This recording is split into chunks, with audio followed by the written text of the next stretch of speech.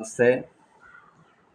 ഇന്നത്തെ ഈ വീഡിയോയിൽ പറയാൻ ഉദ്ദേശിക്കുന്ന കാര്യം തൊഴിൽ സംബന്ധമാകുന്ന കാര്യങ്ങളിലെ ഉയർച്ചകളും തൊഴിൽ പഠിച്ചിട്ട് മുന്നോട്ട് പോകാൻ പറ്റാത്ത വിധത്തിലുള്ള തൻ്റേതല്ലാത്ത വിധത്തിലുള്ള ചില തടസ്സങ്ങൾ മുഖേന നമ്മൾ അതിൽ മാനസികമായിട്ട് വിഷമിച്ചിരിക്കേണ്ട അവസരങ്ങളും ആഗ്രഹങ്ങൾ സബലീകരണമല്ലാത്ത വിധത്തിലുള്ള എന്തെല്ലാം പരിഹാരങ്ങൾ ചെയ്താൽ തന്നെയും അതിനൊന്നും ഒരു പരിഹാരാർത്ഥം കണ്ടെത്താൻ പറ്റാത്ത വിധത്തിലുള്ള കാര്യങ്ങളുടെ തടസ്സങ്ങളാണ്. നിലവിലുള്ള ജോലികൾക്ക് തന്നെ ശാന്തമായിട്ട് വൃത്തിയായിട്ട് അത് ചെയ്തു മാറാനായിട്ടുള്ളൊരു സന്ദർഭം നമുക്കുണ്ടാകുന്നില്ല. ശത്രു സംബന്ധമാകുന്ന കാര്യങ്ങളിൽ ചിലപ്പം ജോലി ഭാഗത്തു നിന്ന് അനുഭവപ്പെടാനുള്ള സാധ്യതകളുണ്ട്. അതിലുപരി ചെയ്തുകൊണ്ടിരിക്കുന്നതിൽ നിന്ന് മേലോട്ട് നമ്മൾ ഉദ്ദേശിക്കുന്ന തലങ്ങളിലോട്ട് പോയുള്ള ജോലികൾ ചെയ്യാനായിട്ടുള്ള തടസ്സഗതികൾ, അതല്ല ഒരു മാർഗവും തെളിഞ്ഞു വരുന്നില്ല.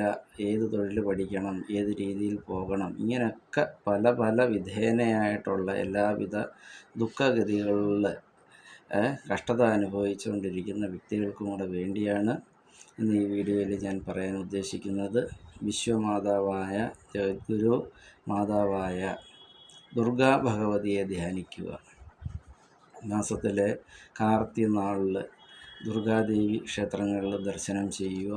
21 വെള്ളിയാഴ്ച ദിവസങ്ങളിൽ ദുർഗാ ഭഗവതിയെ വ്രതശുദ്ധിയോടുകൂടി തൊഴുത് ദേവിയുടെ അനുഗ്രഹം സിദ്ധമാക്കുക.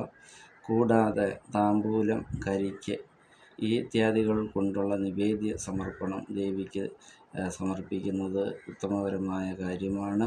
പാൽപ്പായസ വഴിപാടുകളും അഷ്ടാഭിഷേകം പോലുള്ള അഭിഷേകങ്ങളും വസ്ത്രം, വെള്ളവസ്ത്രം, മഞ്ഞവസ്ത്രം ഇതൊക്കെ ദുർഗാ ഭഗവതിക്ക് നൽകുന്നത് അത്യുത്തമമായ കാര്യങ്ങളാണ്. അപ്പോൾ ഇത്രയും വഴിപാടുകളുടെ സാമ്പത്തിക സ്ഥിതി അനുസരിച്ചുള്ള കാര്യങ്ങൾ ചെയ്താൽ മാത്രം മതി.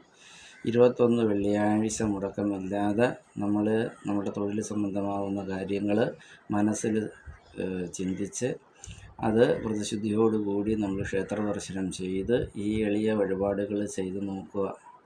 തീർച്ചയായിട്ടും നമ്മൾ ഉദ്ദേശിക്കുന്ന കാര്യങ്ങൾ നമുക്ക് തടസ്സങ്ങൾ മാറി മുന്നോട്ട് പോകാനും പറ്റും.